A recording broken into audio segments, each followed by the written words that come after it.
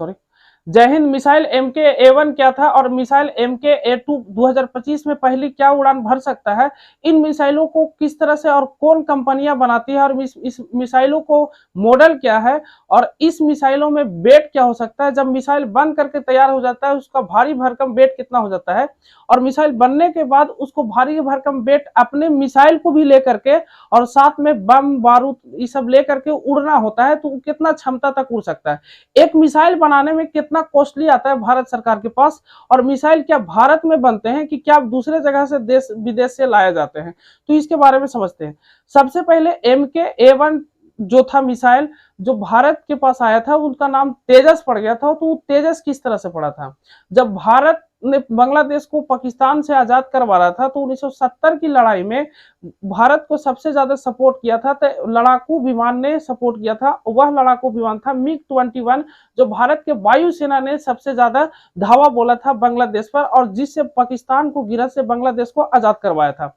लेकिन 1970 में जब MiG-21 बना था तो उस समय तो अपना कमाल या करतब दिखा रहा था। तो किसी भी इंजन का या किसी भी चीज का बनावट करने के बाद क्षमता होती है, जैसे इंसान की एक क्षमता होता है कि 50 से 60 साल, तो उसी तरह से इंजन को उसका क्षमता था कि 20 साल तक रहेगा, यानी 1990 तक उस मिसाइल का आयु क्षमता था।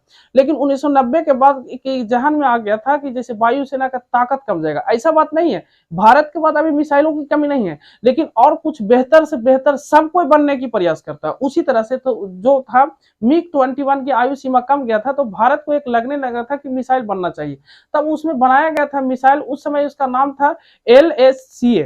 तो LSCA मिसाइल तो पूरा नाम नहीं था, उसका वर्जन बनाया गया था।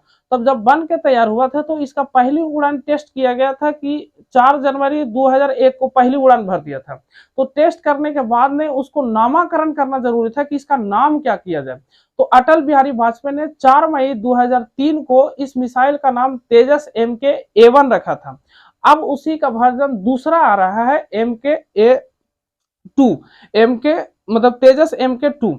अब इसको समझते हैं कि मिसाइल बनाया कैसे जाता है, मॉडल क्या होता है। सबसे पहले इसमें दिया गया है रेक्टेंगल। रेक्टेंगल का मतलब होता है इसके पंख जो होते हैं आयत के जैसा फैले होते हैं, दोनों ओर मतलब लंबाई उतने दूर, इधर भी लंबाई उतने दूर, चौड़ाई भी उतने दूर होता है और यही पंखों के जो अंदर होता है इसी में बम लटका दिया जाए जो टारगेट करके किसी को मारा जा सकता है। लेकिन जो ज्यादा चौड़ा विंग्स होता है तो उसका भी नुकसान होता है और ज्यादा कम विंग्स होते हैं उसका भी नुकसान होता है। तो एक ऐसा विंग्स होना चाहिए कि दोनों में मतलब नुकसान भी नहीं हो और फायदा भी हो। दूसरा प्रकार का जो विंग्स बनाया गया स्वीट बैक विंग्स है, ये पीछे की ओर मुड़ा हुआ विंग्स है। स्वीट का मतलब होता है मुड़ना और जिसको बोल सकते हैं बैक मतलब पीछे। ये विंग्स जो होते हैं मिसाइलों में इस तरह से पीछे की ओर मुड़ा होता है। तीसरा इसमें दिया गया है ट्रेपीजियम। ट्रेपीजियम के आकार का यानी समलंब आकार का इसके विंग्स यानी पंखे होते हैं। चौथा जो है डेल्टा ट्रीएंगुलर। डेल्टा का मतलब या ट्रीएंगुलर का मतलब होता है इसका त्रिभुजाकार शेप में इसके पंख होते हैं। ये जो पंख जो है ये मिसाइल का बहुत ही फास्ट है और ये कुछ ही समय में टेक ऑफ कर सकता है और लैंड करने में भी इसको दिक्कत नहीं हो सकता है। जल्द ही समय में इसको स्पीड जो है 2000 किलोमीटर से ऊपर चला जाता है और जल्द ही समय में कम हो सकता है। लेकिन पंख जितना कम होगा उतना ही वायुमंडलीय जो प्रेशर होते हैं कम होते हैं, जिसकी वजह से मिसाइल और तेजी से भागता है। और कभी कभी आप ट्रेन में देखते हैं ट्रेन का हाई स्पीड होता है तो आपको कोई बड़े लोग माना कर देता है बाबू नहीं जाओ ट्रेन के रेलवे स्टेशन के बगल में तो आपको खींच लेगा। तो खींचता वो नहीं है, काहे की बाहरी जो दबाव होता है वो समान रहता है, लेकिन ट्रेन की स्पीड की वजह से हिया की पानी हिलकोरा मारता है। कभी कभी देखते हैं जैसे हवा हिलकोर मारते हैं जिसकी वजह से हवा जो हमारा कमता है, साथ ही साथ हिया का हवा ले जाएगा तो हिया वाला हवा पीछे से ढकेलता है जो ससुर जो आगे, इसी वजह से किसी भी आदमी को खींच लेता है। उसी तरह से मिसाइलों का भी काम होता है पंख का। आइए इसमें मिसाइल या तो कोई भी फ्लाइट जो उड़ता है इसमें बर्नौली नियम क्या है या बर्नौली प्रिंसिपल फार्मूला क्या है, तो ये 11 क्लास में पढ़ना था। बर्नौली प्रिंसिपल क्या होता है इसको थोड़ा ध्यान से समझिएगा। ये देखिए ये मिसाइल है, इसका पंख है दोनों साइड में लगा हुआ, मिसाइल आगे की ओर बढ़ रहा है तो इधर से जो आने वाली जो एयर है इधर से प्रेशर इधर देगा और ये मिसाइल जो है इधर से आएगा। ऊपर जो है उसको बोलते हैं ऊपर स्ट्रीम लाइन और नीचे को बोलते हैं लोअर स्ट्रीम लाइन। ऊपर स्ट्रीम लाइन को जो प्रेशर होता है हवा का वो दबाव ज्यादा होता है, मतलब इसको झोंक कम कर देता है और लोअर स्ट्रीम लाइन में हवा का प्रेशर कम जाता है।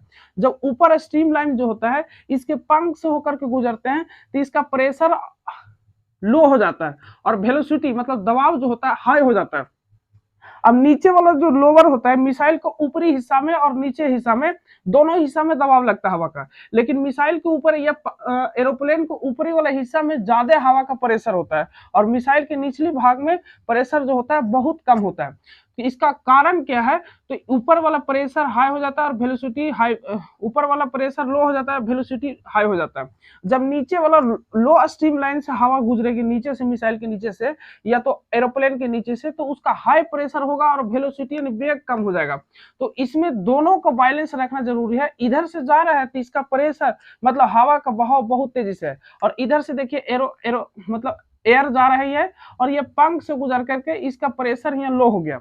यहाँ से एयर भी जा रही है, इसका पंख से गुजर के इसका प्रेशर हाई हो गया। यहाँ लो प्रेशर, यहाँ हाई प्रेशर, यहाँ पर मतलब एयर की जो स्पीड है हाई, यहाँ लो, और दोनों मिलकर के फिर से यहाँ पर एक जैसे हवा पहले था यहाँ उसी तरह से ये निकल जाता है। तो इसी नियम को हम लोग बोलते हैं बर्नौलीज प्रिंसिपल एग्जाम्पल या तो बर्नौलीज नियम। और इसमें बर्नौलीज साहब ने बर्नौलीज जो वैज्ञानिक थे 1700 लेकर के 1782 तक बर्नौलीज प्रमेय दिया था, जो हम लोगों को अभी तक फिजिक्स में साबित हुआ था। और आगे समझेंगे फिजिक्स के चैप्टर में P+1/2 बराबर कांस्टेंट, ये क्या होता है अगला एक टॉपिक हम बना देंगे बर्नौलीज प्रमेय पर। तो यहाँ तक मिसाइल के बारे में समझ गए होंगे। मिसाइल में सबसे जो अहम भूमिका निभाता है और तो वह होता है इंजन टाइप। वह इंजन किस तरह से है, तो यह इंजन को जो टाइप है तेजस MK1 का, जो पहले बताया, अभी तेजस MK1 पूरा लॉन्च नहीं हुआ है, उसका मतलब रिपोर्ट नहीं आया है, इसी वजह से उसको तेजस MK2 को पूरा डिटेल नहीं बता रहे, उसका प्राइस कितना है। ये तेजस MK1 का ही प्राइस ये टोटल बता रहा था। इसमें इंजन टाइप जो होता है टर्बो जनरल इलेक्ट्रिकल फाइन होता है। टर्बोफाइन का मतलब होता है इसमें टरबाइन के थ्रू आगे से पंखे लगाए जाते हैं और आगे जब मिसाइल उड़ता है तो इस तरह से जो दिखाई दे रहा है, तो आगे पंखा घूमते हैं और उसी की वजह से जनरेटर पीछे वाला घूमता है। और इसमें टर्बोडायनामिक्स के तहत यहाँ पर फ्यूल का इंडेशन होता है, कंब्यूशन होता है, जिसकी वजह से मिसाइल में अत्यधिक ऊर्जा उत्पन्न होती है। और जब मिसाइल छोड़ा जाता है तो नीचे से देखिएगा धुआं बहुत तेजी से फेंकता है, समझ गए कि नहीं। तो इसी वजह से थर्मोडायनामिक्स इसको मिसाइल बनाया गया। और ये टर्बन जनरेटर इलेक्ट्रिसिटी है। इसका टॉप स्पीड जो दिखाया जा रहा है, इसमें टॉप स्पीड 2200 मतलब 2205 किलोमीटर प्रति घंटा है।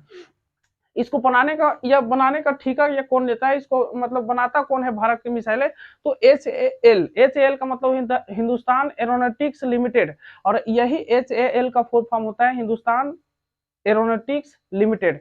यही HAL जो होता है मिसाइल बनाता है। अब ये मिसाइल बनाने का खर्चा टोटल ऑफ कॉस्ट कितना आता है, कितना से कितना आता है।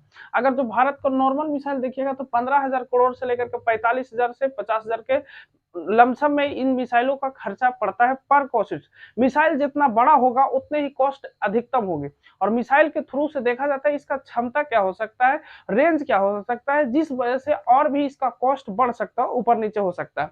इसके बाद वेट क्या होता है, जब मिसाइल तैयार करके हो जाता है और यह होने के बाद तेजस MK1 का जो वेट था 6500 kg था। मतलब मिसाइल बन के तैयार हो गया और पूरा वेट हो गया उसके पास, पूरा सिर्फ जिसमें बारूद नहीं भरा गया है, लेकिन सिर्फ और सिर्फ मिसाइल का जो वेट है 6500 kg।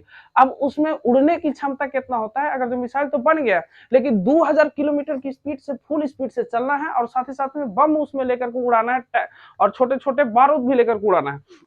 छोटा बारूद से कुछ होगा, ससुरा मिसाइल से लड़ाई करे छोटा बारूद, हमरा तो दे कि तू लड़ाकू बन हिया से भारत से उड़ावे सीधे एकदम जैसे मेल से एकदम सीधे लैंडिंग करवा दे कि पूरी कराची एयरपोर्ट ले, लैंडिंगो ने करावे सीधे दूर बार मारे कराची एयरपोर्ट ले धाई दबर निकल जो वहां से, समझ गए कि नहीं। अब इसका स्ट्रेंथ क्या होता है, तो इसका कैपेसिटी क्या होता है, तो इसमें लगभग 13,500 kg का वजन ये उठा सकता है। 13,500 kg का वजन उठा सकता है। तो इतना स्ट्रेंथ या कैपेसिटी होता है। अब आई होप यहाँ तक समझ पाए होंगे। अब शुरू से समझाने की कोशिश करें कि तेजस नाम कब पड़ा था, ये परीक्षा में आपसे पूछ सकता है। तो तेजस नाम 4 मई 2003 को पढ़ाया गया था। किसके थ्रू? तब भारत के प्रधानमंत्री अटल बिहारी वाजपेयी ने नाम इसको तेजस धर दिया था। अब इसके बाद तेजस MK2 का वर्जन आ रहा है और 2025 तक ये पहली उड़ान भरने की संभावना है। तब तक ले मिलते अगले वीडियो में, यहीं तक, जय हिंद।